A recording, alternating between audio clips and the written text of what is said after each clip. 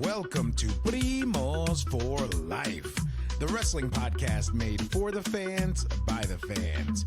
Como siempre, yo soy Eddie, el niño vaque.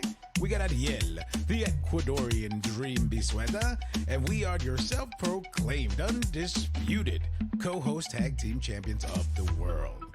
And in tonight's episode, we're joined by one of Tampa's most unapologetic rising stars on the independent scene.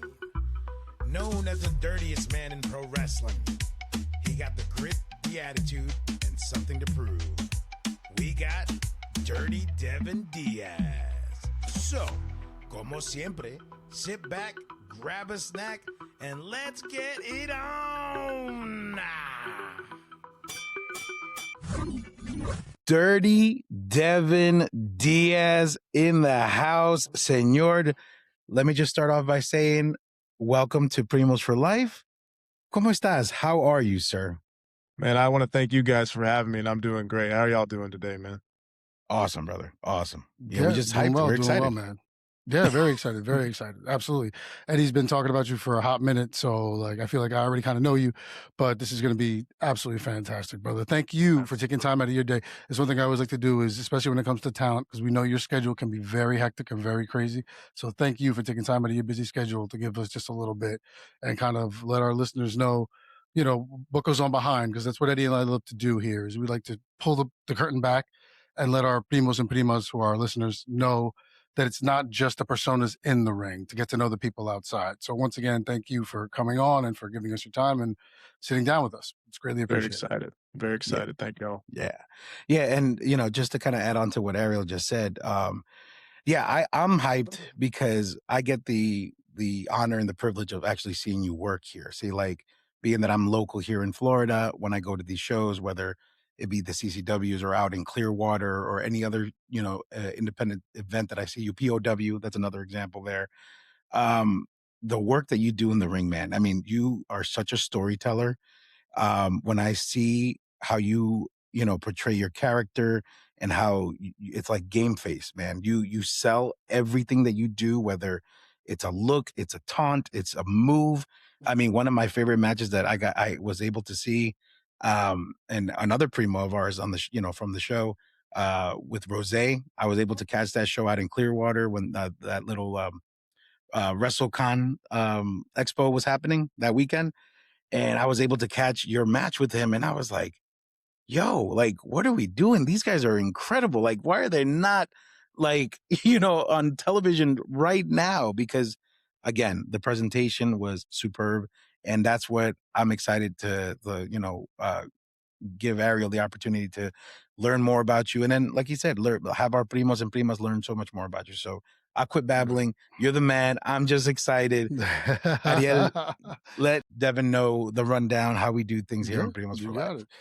Devin, real quick, we always do what we call our staple question sandwich. We start with the same question and finish with the same question. All of our interviews, talent, referees, fans, whatever. So everything else in between, Eddie and I are going to go back and forth. Typical interview. So easy peasy lemon squeeze. Yeah. But before we start, Eddie, I want to thank you, man, because, I know that, what's his name? Rose, he was on your podcast and he said that I kind of helped guide him. Now, what's hilarious is that Rose is much older than me. I'm only 25.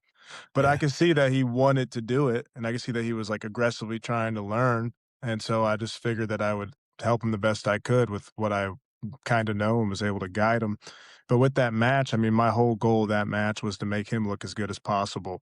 Oh. And so I appreciate that. And then the fact that you basically were saying that I'm good with my theatrics. Well, that's my favorite part of the business. I might look tough, but my favorite part of the business is the theatrics. Nice. Yeah, I mean, it's good, Yeah, I mean, it's okay. So it's but I know a lot of times when I get excited about things like that, people think I'm just blowing smoke, but no, it's I love storytelling. And I think you are able to tell a story in every single aspect, from the moment that you walk out on the curtain to the moment those boots hit the mat, to the first lockup, to the finisher move. It's incredible. Shout outs to you and shout outs to Rose, because Rose does incredible work too. But I think, even the look, we were just talking about this before we started recording. I was like, the look, man, like, how did you land on that? Like, I mean, we're gonna get into these questions, but I mean, that alone, I'm just like, who is this guy? I need to talk to this guy. We need to talk to this man. So my bad. Absolutely, yeah. Go ahead, Primo. Rock it. All right. Let's do this. All right. So our first question is one of our staples. We ask, everybody, and the answer always kind of varies. What is your first memory of wrestling? Be it a special match, a pay-per-view, just kind of like, because Eddie he said that his is when Kane debuted against The Undertaker at the end of Undertaker's match. I forget what PPV was that, Eddie. With First Blood in your house, Taker versus Something Shawn. like that. And then Mine Kane was debuted.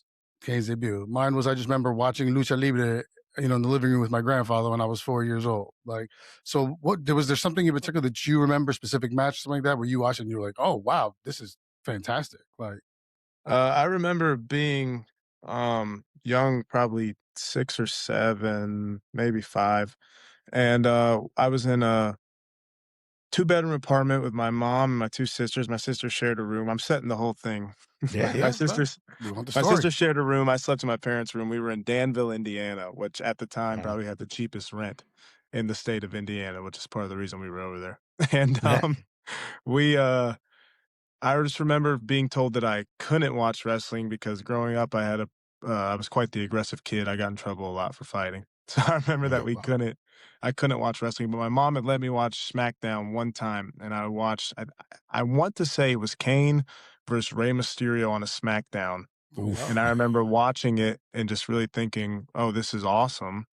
But I wasn't the biggest fan past age 9. I actually fell out of wrestling and didn't get back into wrestling until about senior year of high school, freshman year of college. Mm. Yeah, Wow. it seems like that happens to a lot of people where there's just a little gap in time, and then somehow you just get back into it and you realize why you loved it in the first place. Yeah. I fell out of it because I began amateur wrestling and playing football, and so there just wasn't enough time to make it back from the both practices to go watch wrestling and stuff. To go watch pro wrestling, that is. Yeah, Yeah. I mean, it's a commitment, 2-3 hour shows. Yeah, you need Absolutely. time. Yeah. Yeah, yeah. Oh, well, actually, so like you mentioned something really good, and I'm gonna throw this in there like a side question. So you said you fell out of wrestling because you obviously sports took up a lot of your time, but then you said you got pulled back in. What was the thing that pulled you back in? Honestly, I remember that I just had a friend that had the WWE Network pass, and I was in their group chat, and he had just randomly dropped it, like, if any of you want to watch it. And I went back and watched all the stuff I went to as a kid because my dad used to get free tickets through his company. So I actually went to SummerSlam as a kid in Nice. Indianapolis. And Nice. I mean, obviously, it was awesome at the time, but it was shortly after I was already out of wrestling. But I remember my dad bought me the Jeff Hardy sleeves, and Mhm. it was quite the argument in the house because my mom was like, "We don't have enough money to drop $45 on Jeff Hardy sleeves." Yeah. But they're Jeff Hardy sleeves, Mom. They're Jeff Hardy and sleeves. and I still have them. Nice. That's awesome. Oh my gosh. All right. So then, okay, Devin. So then, moving on to the next question, when did you realize that this wasn't just something that, you wanted to do, but you had to do, you know what I mean? Because that's a huge jump from being a novice fan to falling out of love with it to jumping back in, but now you jump back in a different way and now you're doing it. What was the thing that clicked in your mind that like, yeah, not only am I going to do this, but I have to do this? There was, like, multiple weird steps, like, I remember I was wrestling in college, and there was another guy who's on the pro wrestling scene, but he's since I don't see him around anymore, but he went by the name Tex McTex, and he also wrestled in college with me, and he used to watch Ric Flair promos and stuff, and I just thought it was cool, and I'd sit there and watch it with him, and I thought, "Oh, man, like, this would be cool. This sounds like an awesome job." But then also, shortly after, I hated wrestling in college, and I hated going to college, and so I've like much young athletic men, I fell into nightlife and fell into bouncing. And one night I was bouncing and someone's like, "You look like one of those WWE guys." And then it clicked. But then I thought, really do I then I really back and forth, am I gonna do it? Am I not gonna do it?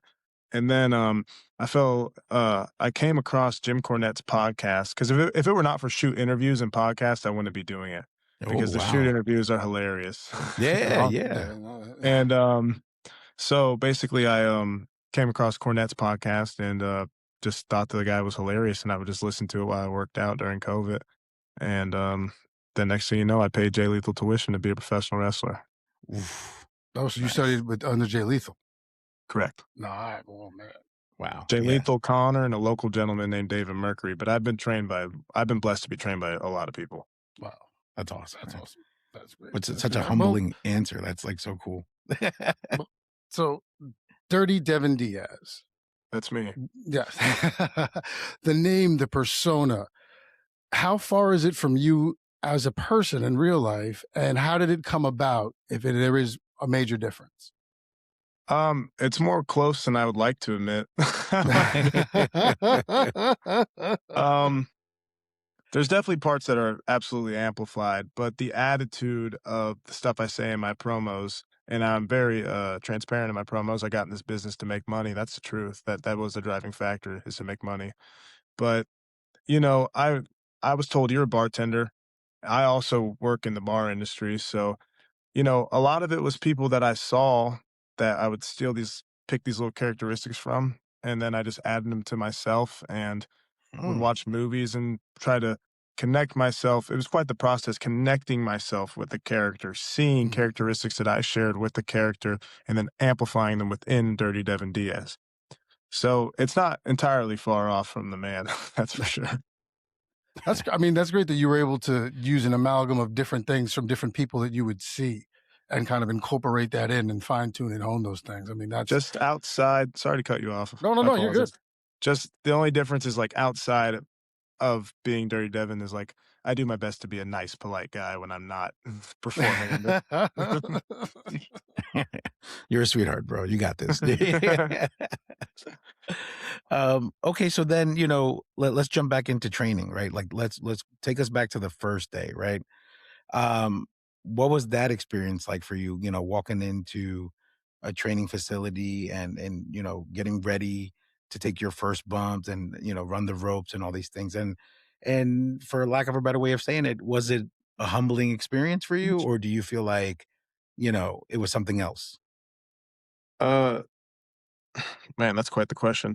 I could just give you the experience. I remember I walked in and everybody congregated and sat together, and I sat alone.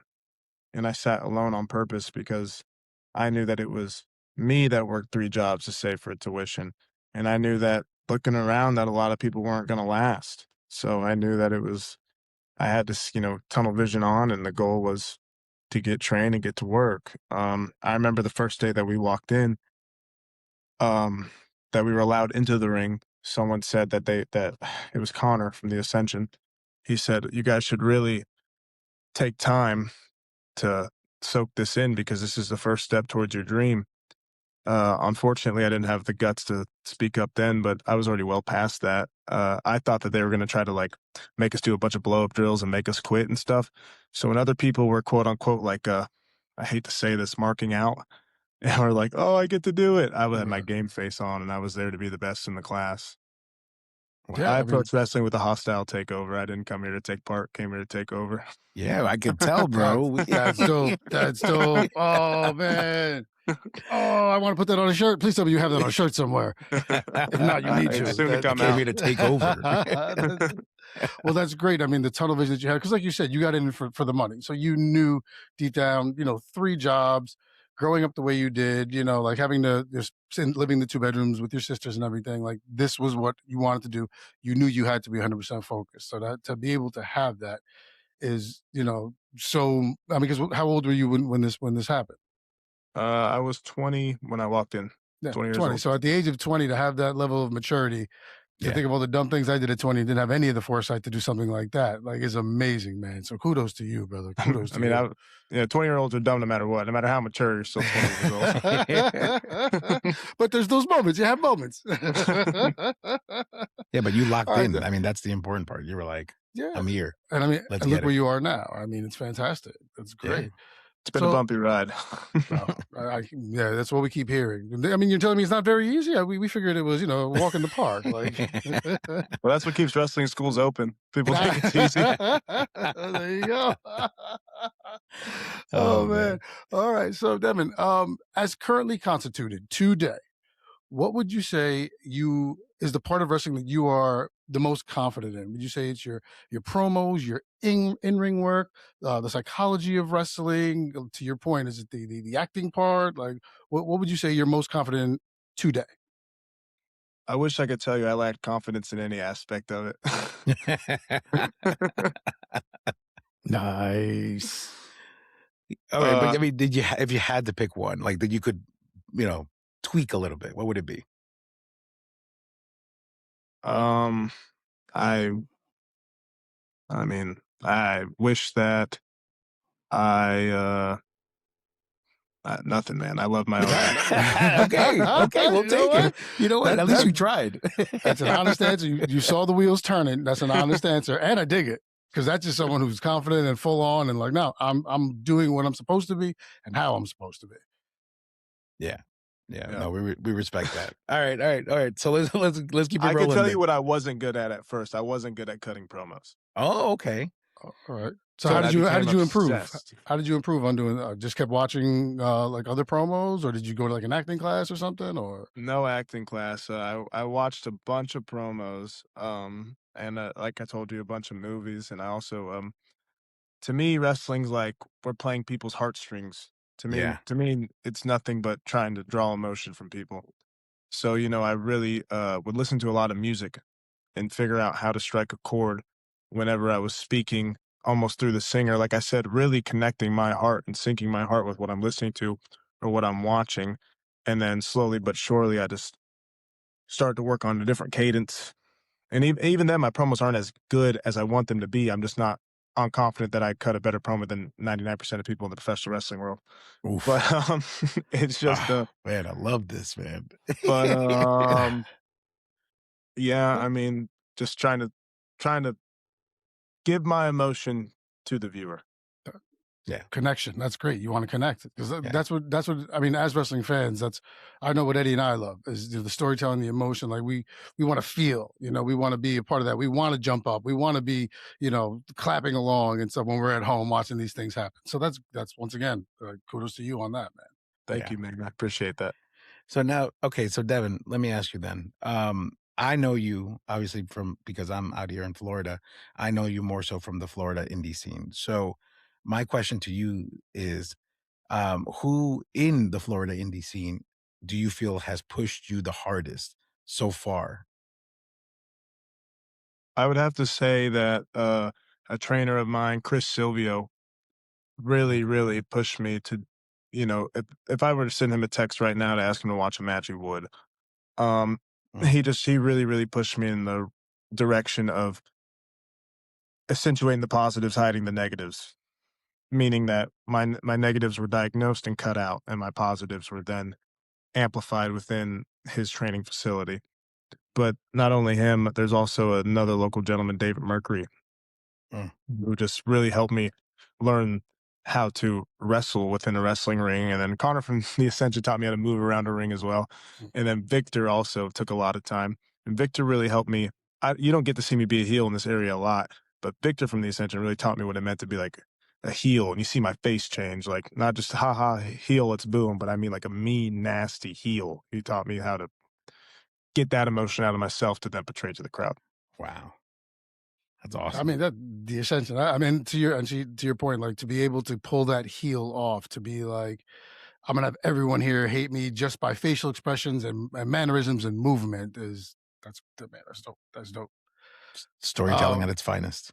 well, that's what it is, and not even saying anything. So, all right. So, Devin, what's one mistake that you made early on in your career that you learned from, and as a result, got better from? Is there one that sticks out? Let me start with that. Actually, I mean, I don't know if I'm done making mistakes yet, but yeah. Well, one that you have made.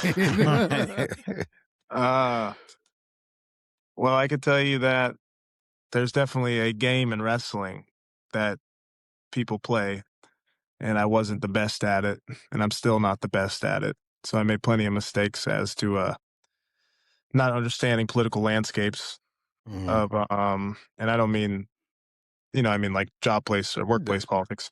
Mhm. right. Um, you know, maybe being maybe maybe I shouldn't have been as I should have kept my confidence to myself opposed to letting Mm. everyone know that I know I'm better than all of you. So, Okay, uh, downplaying and it a little then bit. Okay. in the ring probably is just like rushing moments, not milking things for giving, like rushing to the next thing too quick opposed to like really letting it sit and sink in to where like you said, you feel compelled to clap and stuff. But Yeah. that would be the 2, but even then, like, every day there you know, uh, I watched an Al Snow, how do I put this? I watched an Al Snow shoot interview, and he said in the professional wrestling world, every day is Groundhog's Day. Well, that might be true for those in the, World Wrestling Entertainment, but for us on the independents, we're dealing with a new promoter or a new locker room or a new top guy or a new trusted individual that has a title that we have to keep happy. So the game's different for us because we're not always sure what game we're playing. Mhm. And so, I mean, that's probably the best answer I could give you guys. Yeah, no, No, I mean no, we that's appreciate great. that, man. Yeah, you have to be able to, it's kind of like you have to be a chameleon. You have to learn how to adapt to whatever's happening around you.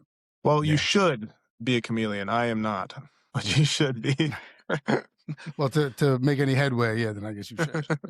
Yeah, yeah. Well, actually, before I jump into the next question, actually, I want to thank you for being so transparent about that because that shows that level of confidence that you've exuded so far. Like, even in showing that you're vulnerable and you could openly admit, like, hey, this isn't something that I haven't mastered, but the rules are different. And thank you for like explaining that because one of the biggest things that we like to do here on Primos for Life is just we like Ariel said, we like to pull the curtain back, but not so much because we as fans, don't need to know everything. But we do respect you and respect your grind and your time and effort to put on these amazing shows that you do.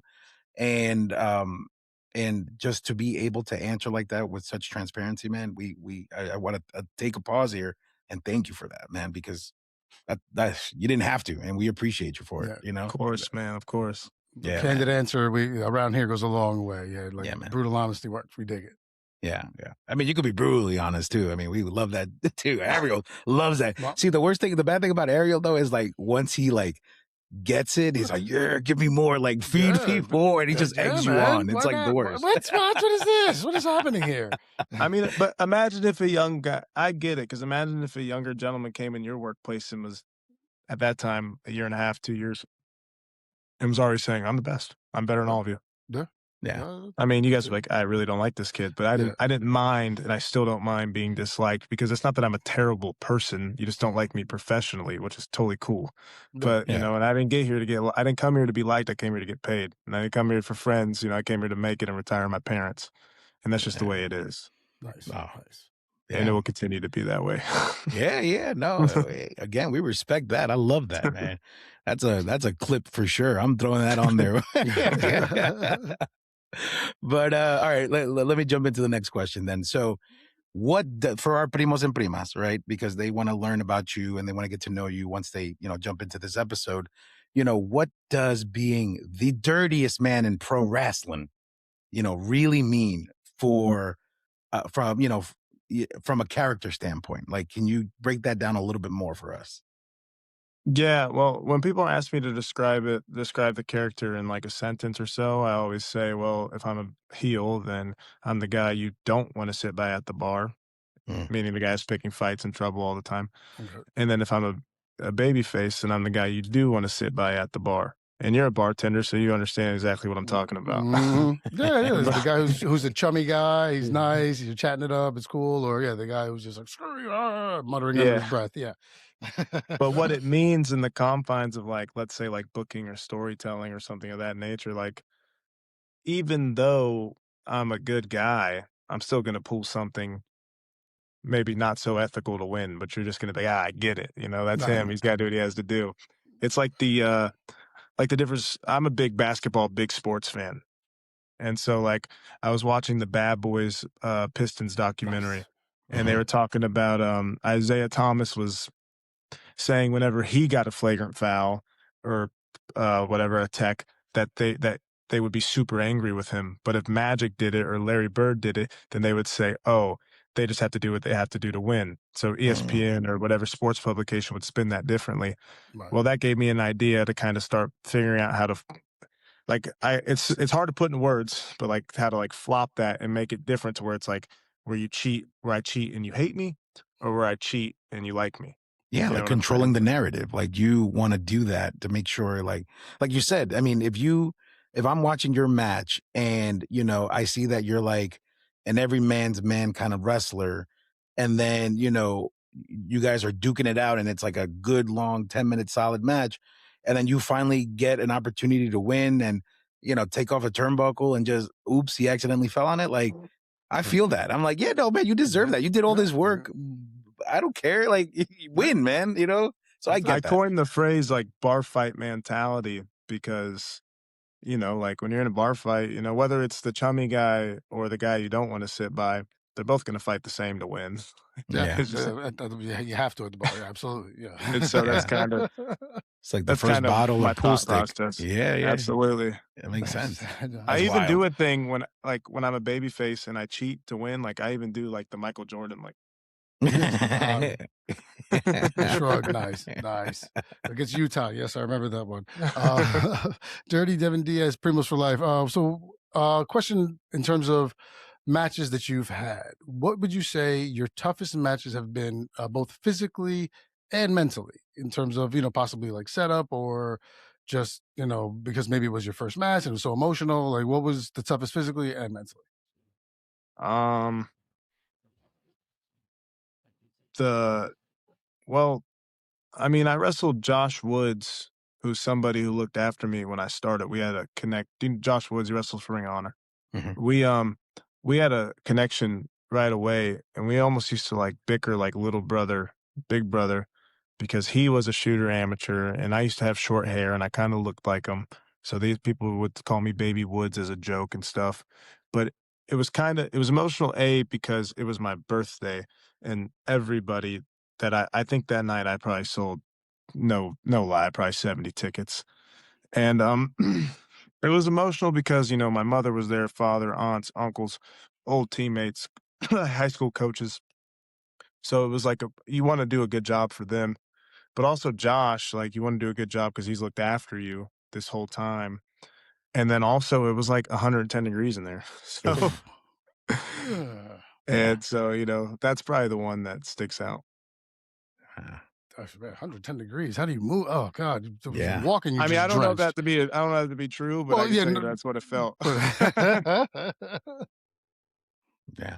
Oh, like you were wow. sitting there with a thermometer, like, yeah, oh, 110, that's the read. All right.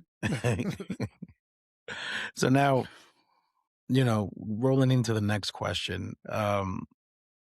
If someone were to watch you for the first time, what do you want them to take away or remember from that first watch?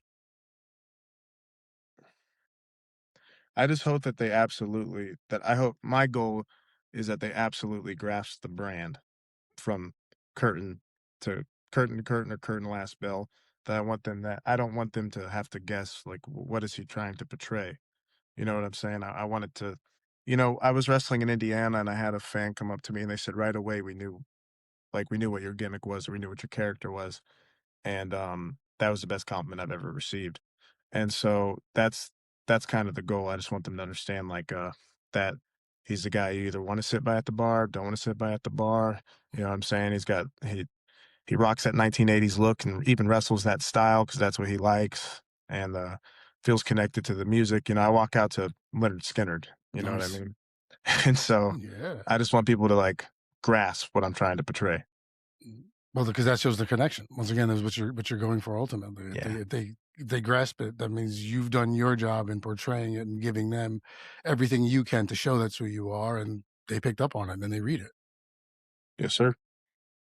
Oh, Yeah. man, fantastic. All right. Well, so working the independent scenes and just the grind that is. What's one thing that fans don't really understand about that independent grind that you've been doing?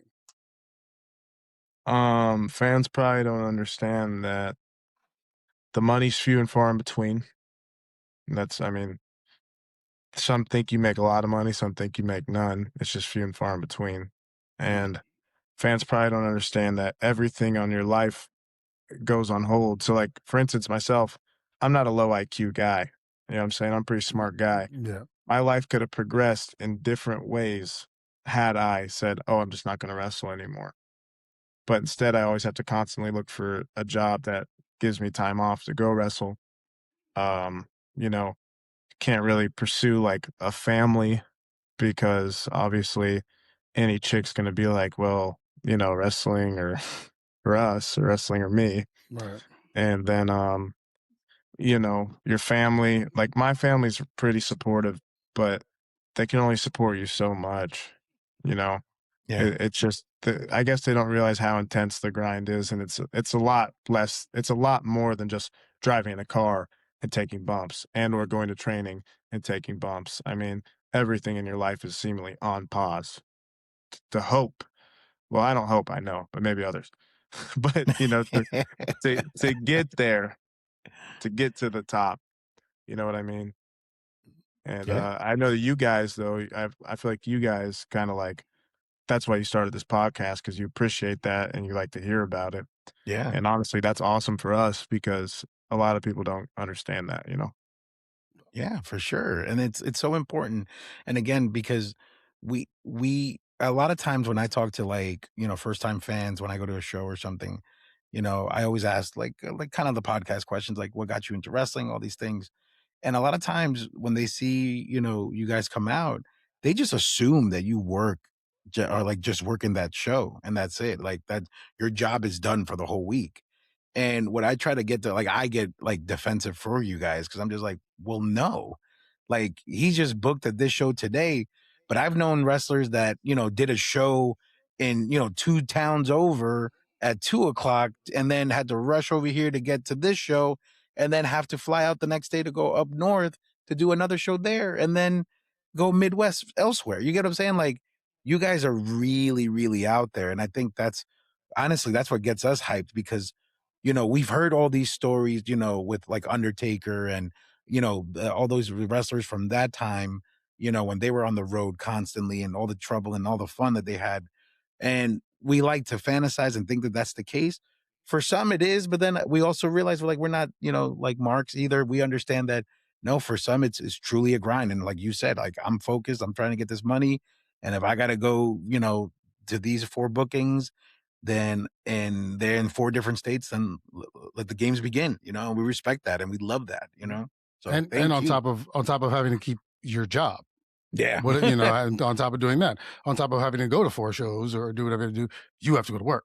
Yeah. So Absolutely. that's insane. Like the fortitude and the love that you have for what you do and the desire to be on top and make that money is just it's strong and like Teddy said, that's just like a testament to your drive, Yeah. Thank which is, I you. guess what I'm trying to say.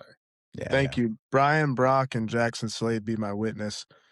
We f I got off of work, I got off work at 3 AM, flew out to Dallas, uh, 6 AM, land at 9 AM, Wow. drove to the venue, we wrestle, we spend all night carrying on, don't even bother with the hotel room, and then sleep in the airport, land, I take a quick nap at my house, and I'm ready back at work come 7 PM that night. Damn. Wow. There's Wow, been times dude. I left shows and went straight to work with with whatever I was like, one time I came into work and we had a uniform where we had to wear camo shorts, right? Mhm. And so, like, one time I was running late and my manager was not having me being late because I didn't tell him that I had a show. So he didn't know, and I didn't want to because I wanted to keep the job, so I didn't want him to hit me with the wrestling or this. Right. And so I just said, "Hey, running 15 minutes behind, boss." I ran into work and I still had my wrestling trunks underneath my camo shorts. Just dripping in sweat and stuff, and I'm just gonna throw these right on top. Yep, time to go to work. Clock in. Let's get it. I'm 15 minutes late. I got to get as fast as I can. That kind of reminds me of like your story, like that one time, right? You were telling me that Mm. that you were like running late for work, and then your coworkers covered for you. They're like, "Hey, where's Ariel?" You're like, Oh, "Yeah, he's yeah. in the back. He's been in the back the whole time." But you They were, did all like the bar setup and all the side work and stuff because I had like overslept with the alarm. And then I was sitting, they were like, "Has anyone seen Arrow?" They're like, "Oh, he's around somewhere because all of his stuff is done." And I was like, "Oh, you guys saved my ass!" Like, Yeah. But you were like 2 hours late, I think, right? Or something no, happened. I was a good hour and a half late. That was good. Yeah, I mean, those are good friends right there, you know? Did you have to double? No, that did not have the double that day. No, that was just a late lunch for me. So, all right, Dirty. So let's get into the next one then. We're in 2026. It's still pretty early. We want to know what's the goal, man. I mean, like, is it more traveling? Is it more indie shows? Is it a tryout? Is it a dark match? Like, what's on this list for 2026? Like, you are so focused and so on point right now. What is the thing that you're going to tell the Primos? Hey, I'm going to accomplish this by the end of this year. Mark my words. I would say if you were to ask me what I'm gonna accomplish is that I'll probably end up just being more popular in the wrestling world each month as it progresses. But if you were to ask me like what I'm absolutely striving for, now I want to preface this. I would wrestle for MLW. I have wrestled for MLW. I'd wrestle for NWA. I'd wrestle for AEW, New Japan. I mean, those are all places that pay me. I'd love to go there. But, the number one goal is to go to the WWE. And I have respect for every other company, but that's just the goal. And so, I mean, that's what I'd like to accomplish, and that's what I strive for every day when I get up. I don't strive to be the best on the independents. I strive to be the best in WWE. And I don't even strive for to be the best. I just strive to be the best. Plain and simple. Like, I don't think about like dream matches, and stuff like that.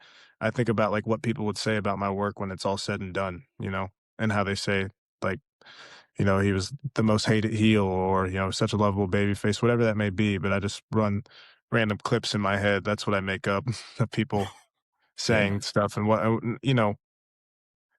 will be, my legacy, to be honest, what I'll leave behind. Nice. I mean, that's all you can leave behind, right? At the end of the day, this is, can't take the cash with you, can't take anything with you, but the person you are. But I do plan on making a lot of cash, brother. Well, yeah. Naturally, I mean, for sure. All right, so I'm going to throw a little side question at you real fast. So let's say tomorrow you book a show, right? Or you're in a show tomorrow, and they tell you have to tag with such and such. Dirty Devin Diaz, as currently constituted. Is he going to carry that partner to the win, or is he going to turn on him and walk out?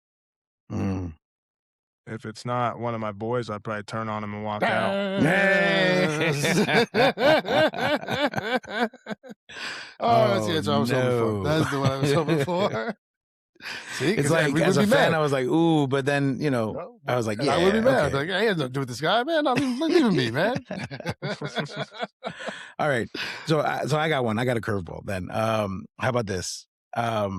Being in honor of the dirty part of Dirty Devin Diaz, what is the dirtiest thing that you've ever done in a match that you can publicly admit? I mean, what comes to mind? Oh man, dirtiest thing I've ever done in a match. Let's see. Well, I got two things that come to mind. Oh, nice. But he's leaning back because they're settling for this one. Well, I mean, like at POW, I went and like my boys were in an absolute bloodbath.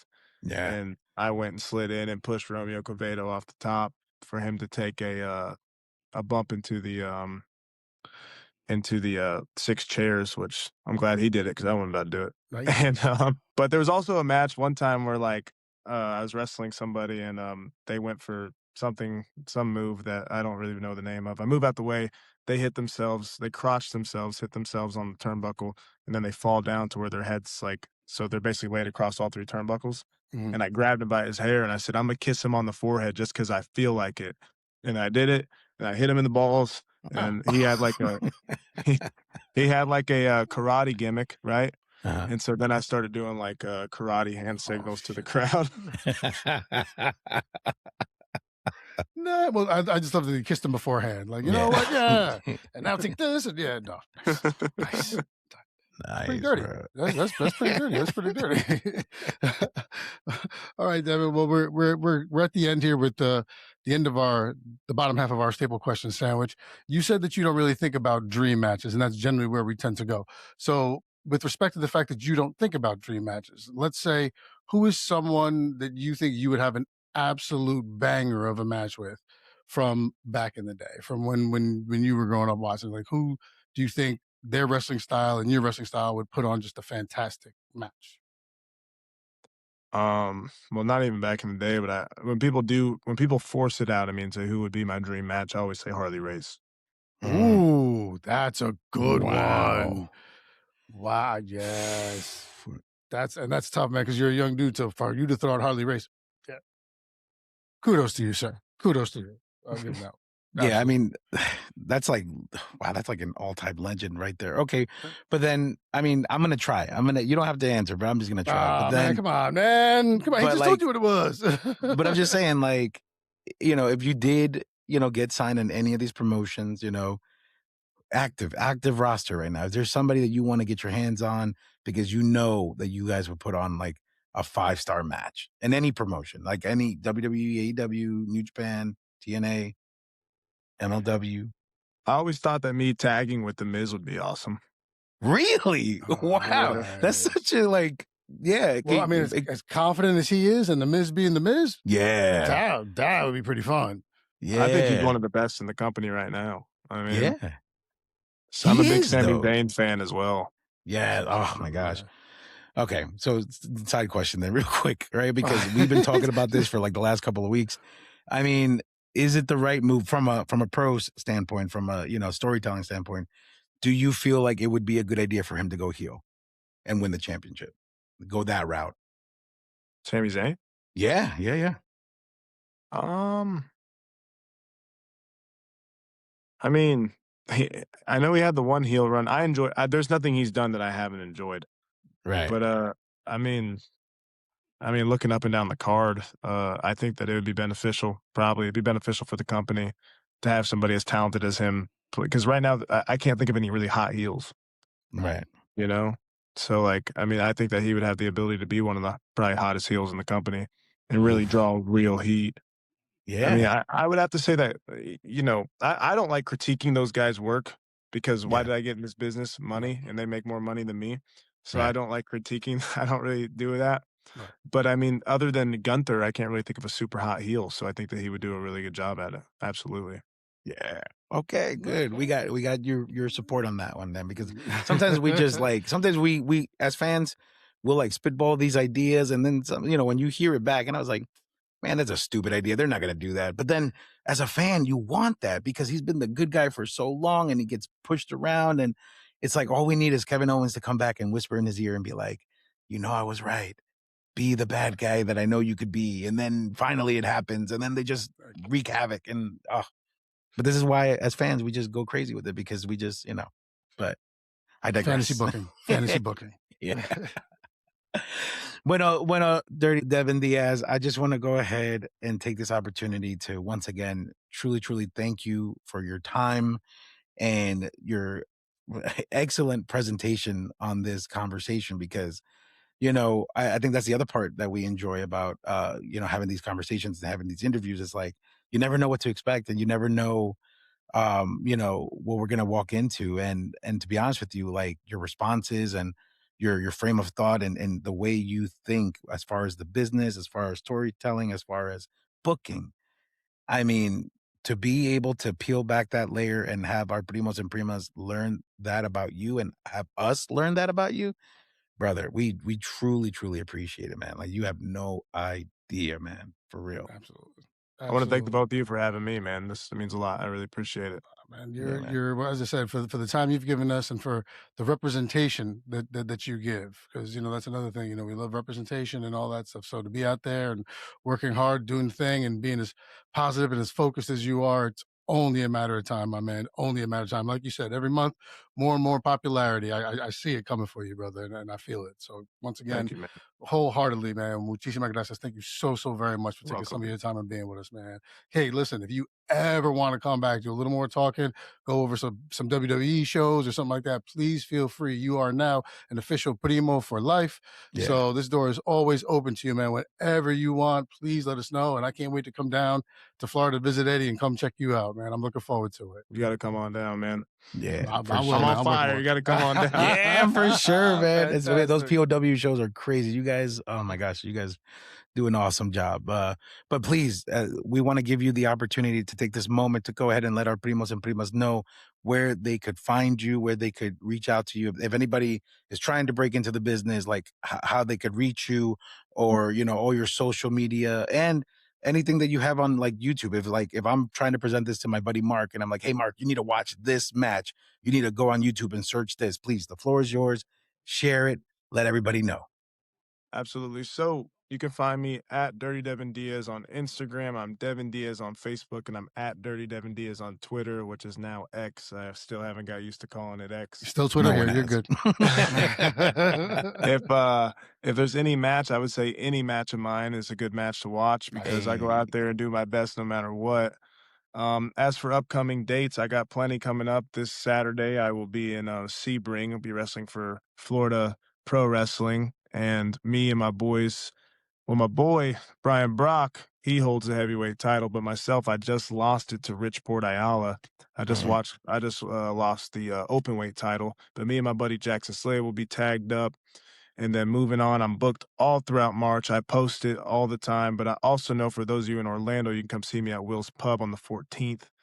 And then, just keep posting all my bookings. It's hard to remember. I should be more organized with them, but I You're post good. them as they come. You post them. It's fine. And you told us where to find you. So that's duly noted and well Absolutely. done. Yeah, man. And Absolutely. also, I mean, any posting that you do, feel free to like tag us. We'll be more than happy to reshare, get the word Yeah, out. we'll share, retweet, Yeah, like Ariel said, you're an official primo, and once you've become family, we put it all out. I mean, I don't know if you noticed that, but any primo or prima that we've had on the show, it's like once they've been on, bah, bah, bah, bah, bah, we just push it. Actually, for a deep cut, for anyone that is really paying attention, I usually foreshadow someone that's gonna come on the show when you start seeing me post more of their stuff out there. So, little secret for Easter everybody. egg. Ooh, hey, no, That's awesome, man.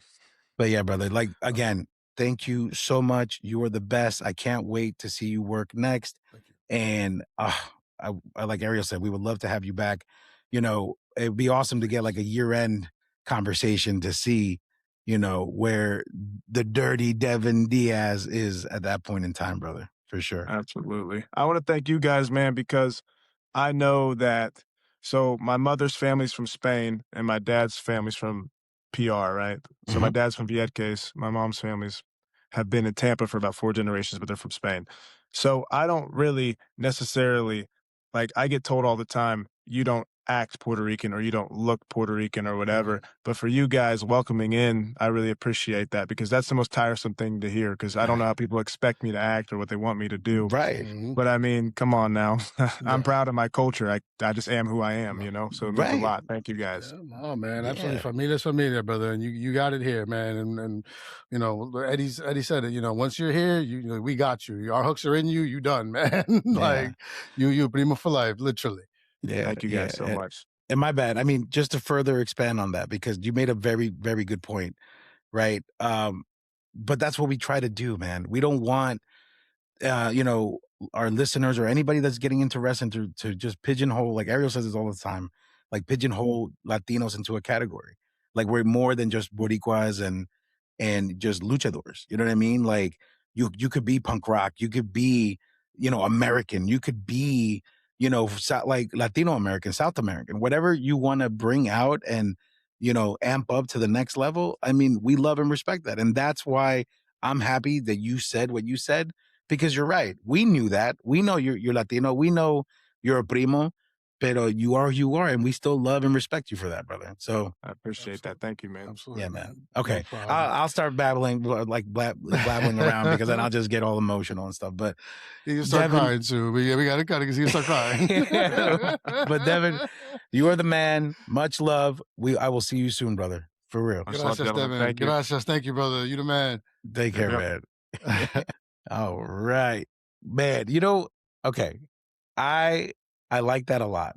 I like the way he presents himself. I like the way he answered a lot of the questions. He's so he's smooth with it, and he's very clean cut. And it was a side that I wasn't expecting to see, and I'm really grateful that we were able to get that from Devin tonight. For real. Well, you could tell just how intelligent he is.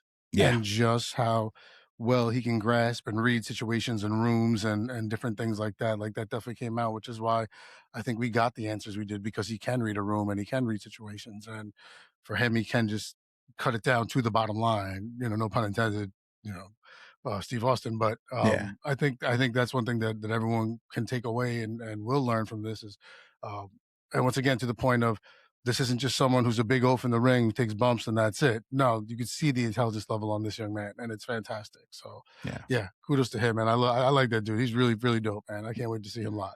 Yeah, bro. And then, and just to further take it to that next comment that you said, um, that level of intelligence is not just like on a personal level, but you could see that transmitted in his work as well. I mean, Right. for someone of that level to be that critical about his presentation when he comes out, like he said, from curtain to curtain, curtain to bell, whether he's the heel or a babyface, he convinces you. He pulls on the heartstrings and makes you love him or hate him, whatever angle he's working. And I think that's what makes him such an extraordinary wrestler on the current independent scene now. I mean, I understand now why Rose was like, yeah, this dude is going to be the future, because he's right. The way he works is next level. And I know you could agree with this. I really do hope, one of these major promotions pick him up, because he's that good. Yeah, all it takes is one set of eyes for many of these promotions. It's all it takes, one set of eyes. So hopefully it lands on him soon, because he's a good dude, and I just dig his work ethic and how hard he's going after this. So yeah, we can respect that. We can respect that. But okay, Primo. Well, let's go ahead and take this time now to thank all of our primos and primas and our listeners for liking and loving and rolling with us. And we definitely want to share this part of a celebration, right? Because by the time this episode comes out, it would have already happened. But we just hit over 1,000 followers on Instagram, man. Like, that's unbelievable, bro. I can't. Thank you all so much. 1,000 is crazy. Like when you sent me that pic, man, I was like, I showed Amanda. I was like, this what? Like this doesn't seem real, man. And we couldn't do it without you guys. Yeah, this is all the primos and the primas. This has nothing to do with Eddie and me. We're just two guys who love wrestling and just wanted to chat about it. But to be able to get the following we have, and the retweets and the reshares of the Instagram stories and stuff like that, man, de verdad, gracias a todos, man. Like we really appreciate and love every single one of you. And as I always say, we love the ride. It's better when you're on with us. And now we know that you are like hardcore. So thank you to all 1,000 plus, and anyone else that wants to come on. You go to primosforlife.com, and then what do you do when you get there, Ed? Smash the like button, the follow button, the subscribe button, any button that connects you and links you to us. There's even an email on there. Please feel free to reach out with episode topics. If you want to jump on, just let us know ahead of time. We'll send out a link and we'll do a quick test run, and we'll make sure all your equipment's working, and then we'll have fun. Let's just talk about WrestleMania and AEW and all these other things that are going on, because wrestling is the one thing that brings us all together, and we love you all for it. And we love wrestling. And Primo, I love you, man. I love you too, man. I love you too. This is awesome. This was a great interview, great show. With with that being said, I think all I can do is just about wrap it up and just say thank you to everybody for listening. Thank you to Dirty Devin Diaz for an absolutely fantastic and candid interview. We truly appreciate it and love you, brother. Thank you kindly. And to the rest of our primos and primas, we will see you when we see you. Yeah, we will see you when we see you. Take care, everyone. Good night.